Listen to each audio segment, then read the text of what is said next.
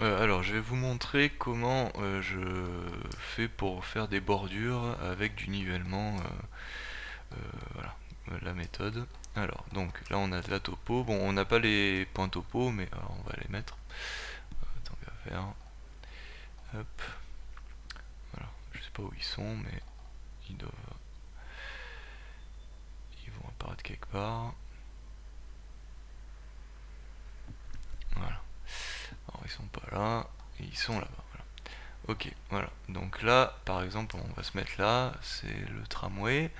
Et on va, alors non, on va se mettre plutôt à un endroit où il y a des bordures courbes, voilà, comme ça ici. Voilà, donc je fais, bon, on va faire une autre collection, voilà, on va se mettre comme ça. Voilà, bordure, hop, on va activer ça. Oui, c'est bon, donc c'est activé.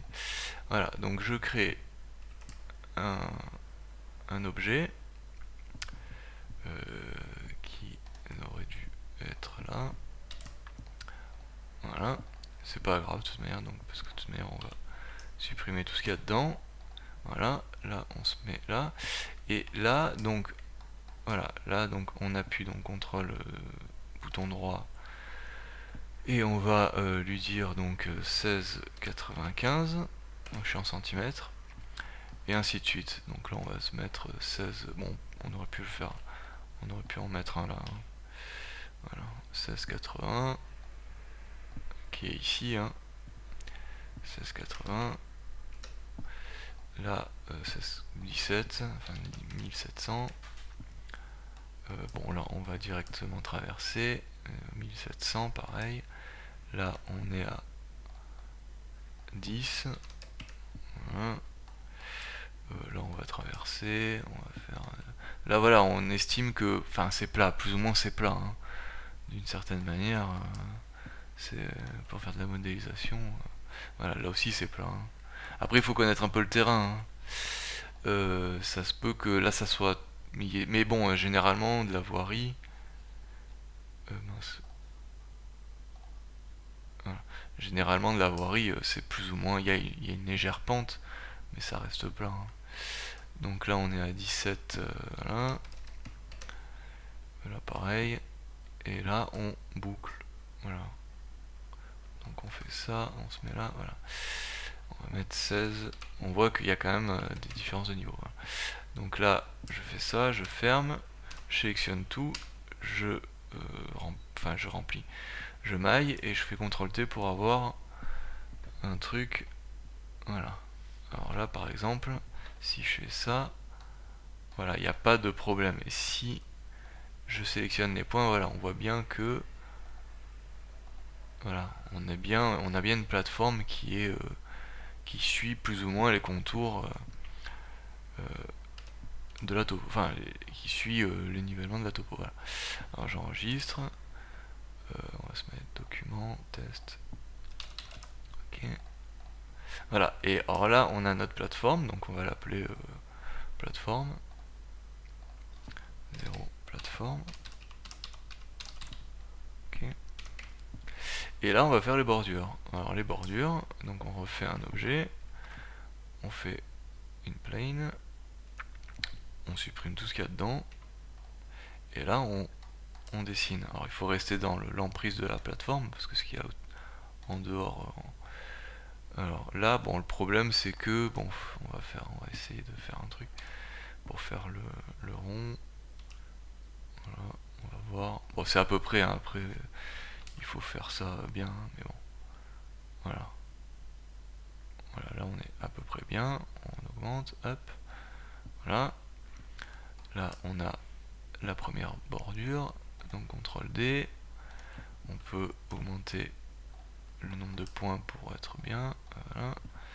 Là je fais ça, là je fais ça, là on met comme ça, on fait ça, on peut diminuer quand même, voilà. Et là, bon, et là on peut le faire, enfin à la main, c'est pas que, faut le faire bien, hein, mais bon, après on peut même faire des splines, hein. Voilà, je me suis trompé de ligne, c'est pas grave. Donc à la limite même on peut faire ça, on fait subdivide, et on fait peut-être relax. Voilà, on a un truc qui est pas mal. Voilà, donc là on peut enlever ça, enfin on peut enlever la topo et le niveau, voilà. Donc on a bien nos lignes qui sont en vue de dessus, qui sont à l'intérieur de la plateforme. Et là, on va les projeter. Alors on va les projeter. Donc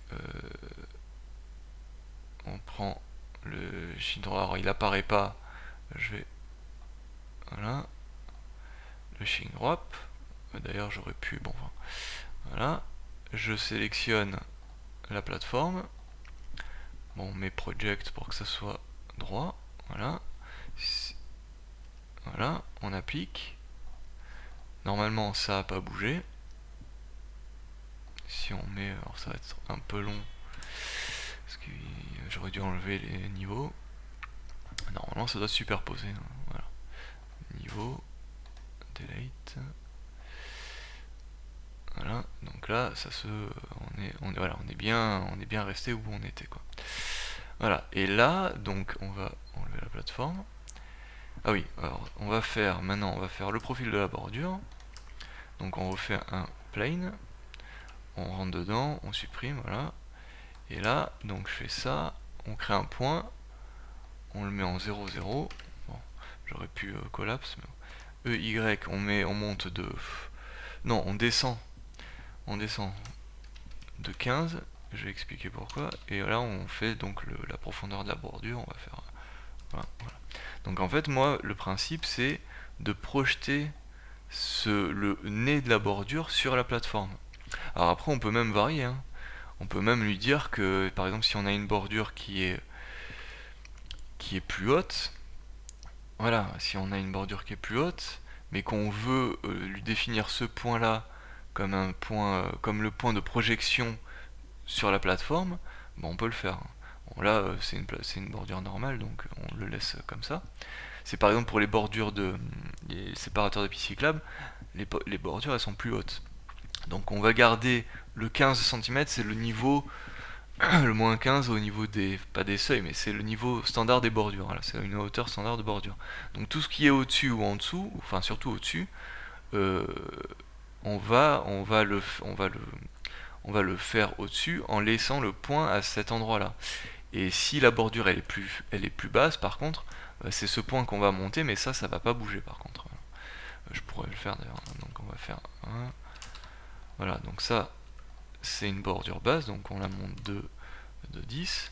Voilà, donc ça c'est une bordure basse. Et là par exemple, on va faire EY-15. Voilà. Là, et là on va faire GY 10. Voilà, et ça c'est une, ouais, un peu beaucoup, mais c'est une bordure de. Pourquoi? Ah oui, c'est vrai que j'ai oublié. Hop. Voilà, et ça c'est une bordure de vélo, une bordure séparatrice. Donc on voit bien qu'elles ont le même point de projection en fait, enfin de projection, d'application suivant la spline, parce que c'est ça qu'on va faire. On les transforme en spline, hop, en curve plutôt, en curve. Et ça, donc pareil, ça on les a projetés, on va les transformer, enfin on transforme l'objet puisque c'est qu'un objet en spline. Et là, on lui dit de, alors c'est dans géométrie, voilà, et on lui dit de prendre, voilà, alors normalement j'ai bien plane 1, voilà, donc c'est bien, attends, D, voilà, on se met là, et là on choisit voilà, voilà, et là, alors là par contre il faut faire attention au sens, voilà, là je, tout de même on se met en vue dessus, hein, voilà, là c'est bon, il faut que ça soit à l'intérieur, voilà, et là c'est bon aussi, voilà, et là on a nos bordures, et là il faut les transformer en mèche, et là voilà, et là c'est bon, et après on peut même faire des abaissements de bordure, il n'y a pas de problème, hein. Hop, on peut faire ça, enfin on peut même, ces vertices on peut, mince. Bon, on va les laisser comme ça, parce que j'ai fait une connerie, on fait ça, quoique non, c'est pas vraiment une connerie, parce que de toute manière c'est ça, c'est qu'il faut garder, voilà, et là on a un abaissement de bordure, voilà. voilà comment je fais les bordures. Et après, bah, pour faire les chaussées, enfin la chaussée, bah là, là je fais, donc je sélectionne ça, là on fait ça, on prend ça, et on fait un bridge edge loops, voilà. Et là, pareil, hein. Bon après il faut faire ça peut-être mieux, parce que c'est vrai que là par exemple, ce que j'aurais dû faire, oui, ce que j'aurais dû faire c'est ça.